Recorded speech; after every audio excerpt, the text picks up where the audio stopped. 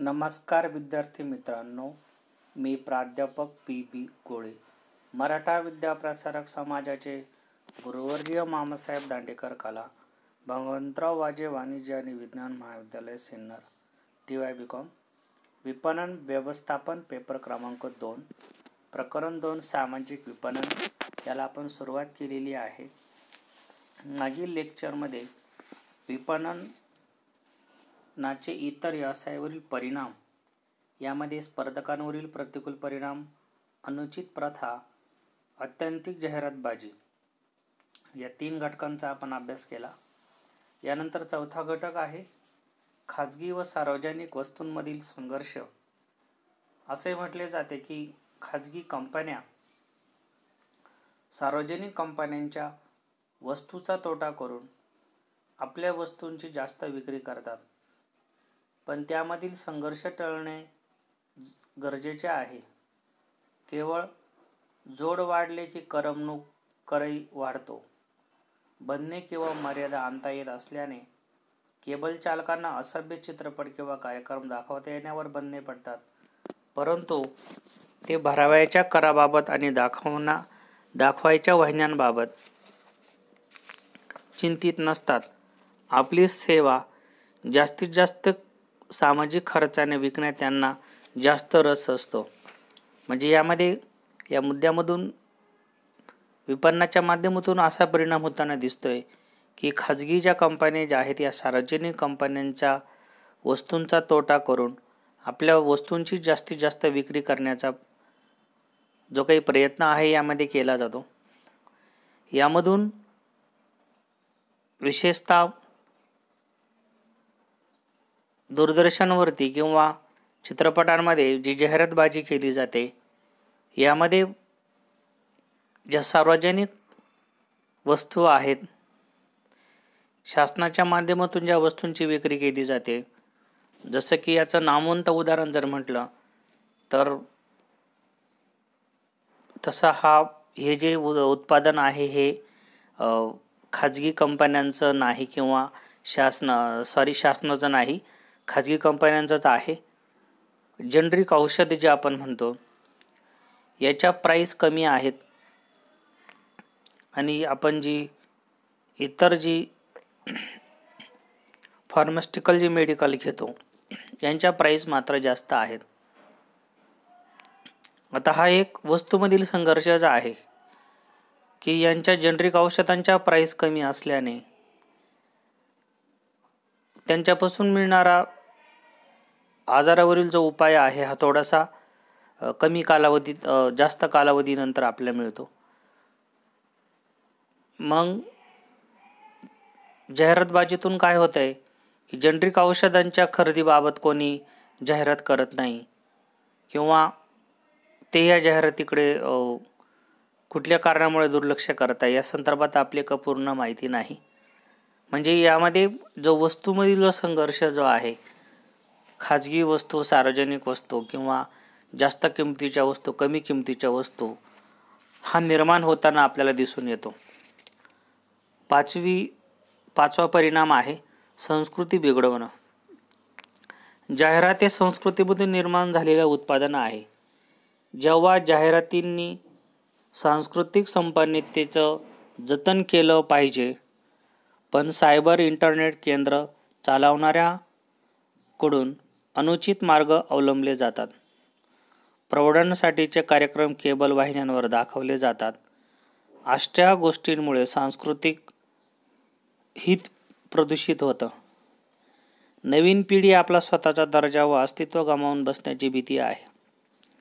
सतत होणाऱ्या जाहिरातींच्या भडीमारामुळे लोकांची मने दूषित होतात आणि अनुचित प्रथा, अधिभौतिक वाद, लैंगिकता इत्यादींचा संदेश मिळतो. म्हणजे जाहिरातीत ज्या कंपन्या ज्या आहेत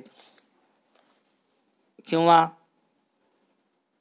सायबरच्या माध्यमातून, इंटरनेटच्या माध्यमातून ज्या जाहिराती केल्या जातात, यासाठी प्रौढांसाठीचे कार्यक्रम या जाहिरातीच्या प्रायोजक कार्यक्रमातून दाखवले जातात.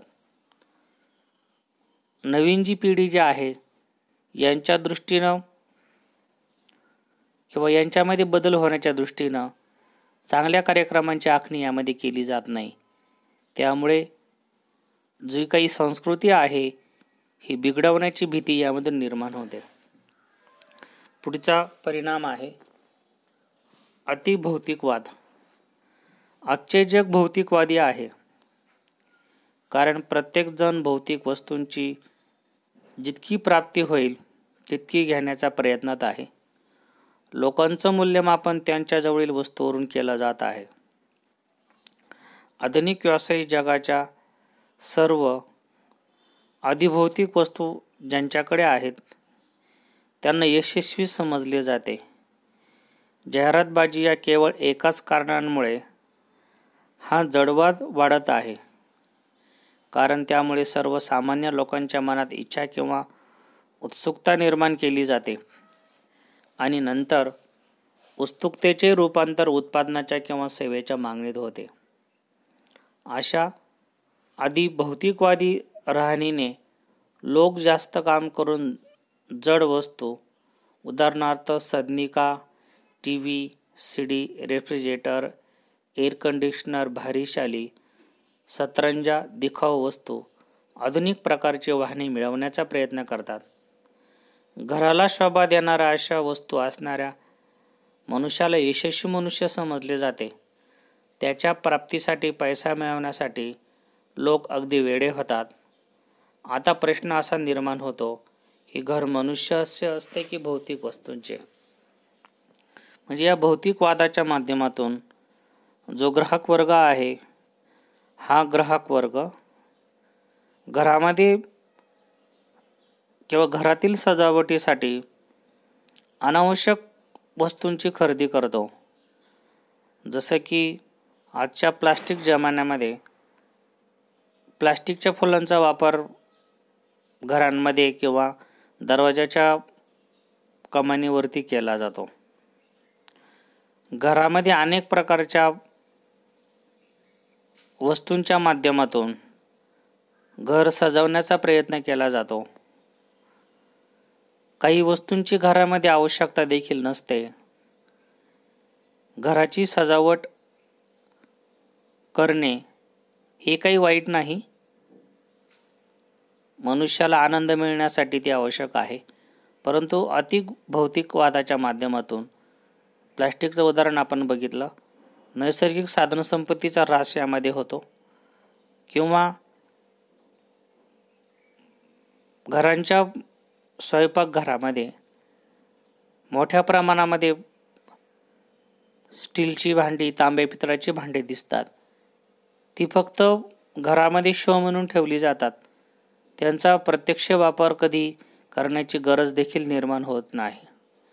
या अतिभौतिक वादाच्या माध्यमातून साधनसंपत्तीचा जो ऱ्हास आहे हे होताना दिसत आहे. पुढील आपला मुद्दा आहे विपणनाची समीक्षा. व्यापारविषयक बाजारपेठांमधील कल्पना वापरून सामाजिक परिवर्तन घडवून आणण्याच्या हेतूने आरेखित केलेल्या कार्यक्रमाचे नियोजन व अंमलबजावणी म्हणजे सामाजिक विपणन होय. त्यांचा मुख्य उद्देश सामाजिक हित हा असतो. एकूण समाजाला समाधान प्राप्त करून देणे, त्यासाठी त्यांच्या योजना असतात. म्हणजेच व्यापारविषयक ज्या बाजारपेठा ज्या आहेत यामध्ये विभिन्न प्रकारच्या कल्पना वापरून सामाजिक परिवर्तन घडवून आणणं हा या विपणन कार्यक्रमांचा नियोजन व अंमलबजावणीचा हेतू आहे. याचा जो मुख्य उद्देश असतो सामाजिक हित असतो. आता यासाठी या योजनांच्या माध्यमातून जी समीक्षा जी आहे ही कशी असते ते पुढील मुद्द्यांमध्ये आपण बघत आहोत. पहिला मुद्दा आहे सामाजिक समीक्षा. सामाजिक समीक्षामध्ये म्हटलंय की उत्पादन खर्चात वाढ. जो काही माल तयार होतो किंवा वस्तू तयार होतात कारखान्यांमध्ये त्याची गोदामात साठवणूक केली जाते. नंतर तो माल बाजारपेठेमध्ये वाहून नेला जातो. तसेच गोदामात साठवलेला जो काही माल आहे हा खराब होऊ नये किंवा खराब झाल्यास किंवा त्याचं काही नुकसान झाल्यास भरपाई मिळवण्यासाठी विमा उतरवला जातो. इत्यादीमुळे वस्तूवरील जो खर्च जो आहे हा वाढतो आणि साहजिकच हा उत्पादन खर्च वाढल्यामुळे वस्तूच्या किमती वाढताना दिसून येतात. दुसरी समीक्षा आहे अयोग्य गरजांची निर्मिती. विपणनाने अशा गरजांची निर्मिती केली जाते की त्या खरेच आवश्यक नसतात. विपणनाची वेळ ही ग्राहकांच्या उत्पादन स्वीकारण्याच्या तयारीशी सुसंगत अशी असावी लागते. विक्रेते अशी संधी निर्माण करावयाचा प्रयत्न देखील करतात व बाजारपेठेत आपले उत्पादन विपुल प्रमाणात उपलब्ध करून देतात. तथापि काही वेळा परदेशात स्वीकारले गेलेले उत्पादन विक्रेत्यांनी कितीही प्रयत्न केले तरी भारतात स्वीकारले गेलेले नाही. या माध्यमातून आपण मागे देखील चर्चा केलेली आहे की विपणनाच्या माध्यमातून विपणनकर्ते जाहिरात या फंडाचा वापर करून अयोग्य ज्या गरजा आहेत याची ग्राहकांना जाणीव करून देतात, निर्मिती करून देतात आणि तशा वस्तू बाजारपेठेमध्ये विक्रीसाठी उपलब्ध करून दिल्या जातात. काही अशी उत्पादने आहेत की जी परदेशामध्ये स्वीकारली गेली परंतु स्वदेशामध्ये स्वीकारली गेली नाही, कारण की त्या उत्पन्नाची त्या देशामध्ये गरज नसताना देखील निर्मिती केली गेलेली दिसून येते. जसं की आता याची पूर्ण मागणी कमी झाली असं आपण बोलू शकत नाही. साधारणपणे 1995 ते 2003 पर्यंत कोको कोला, पेप्सी या उत्पादनांनी भारतामधील मार्केट काबीज केलं होतं. परंतु त्याचे दुष्परिणाम जेव्हा ग्राहकांच्या लक्षामध्ये आले तेव्हा या शीतपेयांची मागणी हळूहळू कमी होत गेली आणि आज अतिशय कमी मागणी आपल्याला बघायला मिळते. ॲक्च्युली शीतपेय पिणं हे भारतीय वातावरणामध्ये आवश्यक असं पेय नाही. त्याची गरज देखील भारतीय लोकांना नाही. तरी देखील जाहिरातपोटी या कंपन्यांच्या शीतपेयांना मोठी मागणी या ठिकाणी त्या काळात उपलब्ध झाली होती. त्यानंतर पुढील समीक्षा आहे व्यापारीकरणाकडे वाटचाल. विपणनाचे जडवाद आणि व्यापारीकरण निर्माण होतात, त्यामुळे मालाचा दर्जा घसरतो. विक्री पश्चात चांगली सेवा न होऊन विक्रेते ग्राहक संबंधात बिघाड होतो. विपणनाने अवाजवी स्पर्धा निर्माण होते आणि अनुचित पद्धती, फसवणूक आणि गळेकापू व्यवहार या गोष्टी होऊ लागतात. विपणनाच्या माध्यमातून जो काही जडत्ववाद आहे किंवा व्यापारीकरण आहे हे निर्माण झाल्यामुळे प्रत्येकजण व्यापार वाढावा, व्यापार करावा या माध्यमातून आपली वस्तू बाजारपेठेमध्ये विकण्याचा प्रयत्न यामध्ये करताना दिसून येतो. त्यामुळे बाजारपेठेमध्ये मागणी आहे म्हणून वस्तूंचं उत्पादन वाढवलं जातं. त्याचा परिणाम वस्तूचा दर्जा घसरतो व विक्रेत्यांनी विक्री पश्चात चांगली सेवा देण्याचं जे आश्वासन आहे ते ग्राहकांना मिळत नाही. यामुळे विक्रेते व ग्राहक संबंध यांच्यामध्ये बिघड होतो. विपणनाने जी काही अवाजवी स्पर्धा निर्माण होते आणि अनुचित व्यापार पद्धती, फसवणूक आणि गळेकापूर स्पर्धा किंवा गळेकापू व्यवहार या गोष्टी होऊ लागतात. त्यानंतर पुढची समीक्षा आहे विक्रीची अशाश्वती. यामध्ये ज्या विभिन्न प्रकारच्या वस्तू बाजारपेठेमध्ये विक्रीसाठी उपलब्ध करून दिल्या जातात, विक्री आणि नफा याची शाश्वती देता येत नाही, कारण असे अनेक घटक असतात की ते विक्रेत्याच्या आवाक्याबाहेरचे असतात. उदाहरणार्थ एखाद्या उत्पादकाने वस्तूंची कितीही मोठ्या प्रमाणामध्ये जाहिरात केली, वस्तूची ग्राहकांना किती गरज निर्माण करून दिली, तरी ती वस्तू प्रत्येक सिच्युएशनमध्ये किंवा प्रत्येक पद्धतीमध्ये विकली जाईल जसं नाही. जसं की पूर, अवर्षण, युद्ध, भूकंप, आपत्ती, तसेच ग्राहकांच्या आवडीनिवडीमधील बदल, सामाजिक दडपणे इत्यादींचा प्रभाव जो आहे हा वस्तूवरती दिसून येतो. जसं की आताचे ताजे उदाहरण आपण बघतोय, या कोविड-19च्या कालावधीमध्ये अनेक वस्तूंची मागणी जी आहे ही कमी झाली. अनेक उत्पादकांना त्याचा तोटा सहन करावा लागला. चित्रपटगृह, मनोरंजनासारख्या सुविधा, चित्रपटगृहेच बंद असल्यामुळे चित्रपटसृष्टीला देखील मोठा फटका या ठिकाणी बसला. म्हणून 6-7 महिन्याच्या कालावधीमध्ये जे पिक्चरचे जे काही सादरीकरण आहे किंवा पिक्चर लॉन्च होणं हे देखील मंदावलं. म्हणजे अशा प्रकारच्या ज्या काही नैसर्गिक आपत्तीच्या माध्यमातून जो काही होणारा तोटा आहे, नुकसान आहे, हे सर्वच प्रकारच्या उद्योजकांना या ठिकाणी स्वीकारावं लागतं आणि त्याचा जो परिणाम जो आहे हा त्यांना बघायला मिळतो. विपणनाच्या समीक्षेमध्ये, सामाजिक समीक्षेमध्ये आपण 6 मुद्दे बघितले. त्यानंतर 2 नंबर आहे सामाजिक बांधिलकीबाबतच्या चुकीच्या कल्पना.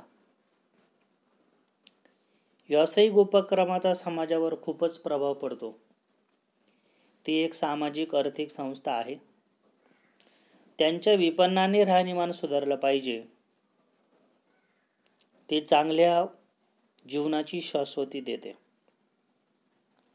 प्रत्येक संघटनेची काही उद्दिष्ट असतात, काही वर्तनाचे किंवा वागणुकीचे नियम असतात. प्रत्येक संघटनेच्या सामाजिक जबाबदाऱ्याही असतात. सामाजिक बांधिलकीबाबत काही चुकीच्या कल्पना आहेत, त्या आपल्याला पुढील प्रमाणे बघता येईल. म्हणजे व्यावसायिक जो उपक्रम आहे याचा समाजावरती खूप प्रभाव पडतो. कुठलाही व्यवसाय एक सामाजिक आर्थिक संस्था आहे.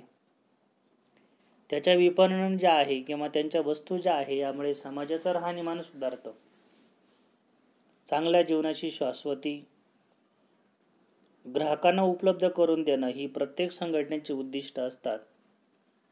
काही वागणुकीचे नियम असतात. प्रत्येक संघटनेच्या काही सामाजिक जबाबदाऱ्या देखील असतात. असं जरी असलं तरी या सामाजिक बांधिलकीच्या बाबत काही चुकीच्या कल्पना आहेत, त्या आपण बघणार आहोत. पहिली कल्पना आहे अधिक नफा मिळवणं. असे म्हटले जाते की व्यवसाय उद्योग त्याला जिथं आमंत्रित करतात तेथे जातो व तेथे चांगली वागणूक मिळेल तेथे राहतो. तो नफ्यासाठी असतो, दान धर्मासाठी नव्हे. हे खरे असले तरी कोणतीही संघटना टिकू शकत नाही, विस्तारू शकत नाही आणि आपल्या उद्योगामध्ये विविधता आणू शकत नाही. जर तिला पुरेसा नफा जर झाला नाही तर नफ्याच्या नावाखाली ग्राहक व समाज यांचं आर्थिक शोषण होतं. जास्तीत जास्त नफ्यांकरता व्यावसायिकांकडून वस्तू आणि सेवा यांची कृत्रिम टंचाई निर्माण करून काळा बाजार आणि अनुचित प्रथांचा वापर केला जातो. त्यामुळे उद्योगांचे श्रीमंत मालक आणखी श्रीमंत होतात आणि सामाजिक गरीब वर्ग गरीबच राहतो. म्हणून असे सुचवले जाते की ग्राहक व समाज यांचे आर्थिक शोषण अधिक नफा मिळवण्यासाठी केले जाऊ नये. जे काही उद्योग आणि व्यवसाय असतात यांना जर बाजारपेठेमध्ये आपलं अस्तित्व जर टिकवायचं जर असेल तर नफा मिळायला पाहिजे. हा तसा त्यांचा नैतिक अधिकार आहे. कुठलाही उद्योग स्थापन होत असताना ना नफा ना तोटा या तत्वावर किंवा समाजासाठी सेवा देणं या तत्वावर तो काम करू शकत नाही. कारण की उद्योगांना जर आपला विकास घडून आणायचा असेल तर नफा मिळवणं क्रमप्राप्त आहे. परंतु सर्वच उद्योगांना चांगल्या मार्गांचा अवलंब करून, सामाजिक विपणनाचा अवलंब करून नफा मिळेलच असं नाही. काही उद्योगांच्या बाबतीमध्ये वस्तूची मागणी कमी होत जाते, तेव्हा अशा उद्योगांचं अस्तित्व टिकवण्यासाठी या उद्योगांना मोठी कसरत यामध्ये करावी लागते. ही कसरत करत असताना नकळत हे उद्योग अनुचित व्यापारी प्रथांकडे जाताना दिसतात. मग वस्तूमध्ये भेसळ करणं, वस्तूचा दर्जा घसरणं, यामध्ये ग्राहकांची पिळवणूक होण्याची शक्यता यामध्ये वाढीस लागते. आणि त्याचा जो परिणाम जो आहे हा ग्राहक वर्गावरती झाल्याचं आपल्याला दिसून येतं. म्हणजे सामाजिक समीक्षेच्या माध्यमातून, सामाजिक बांधिलकीच्या माध्यमातून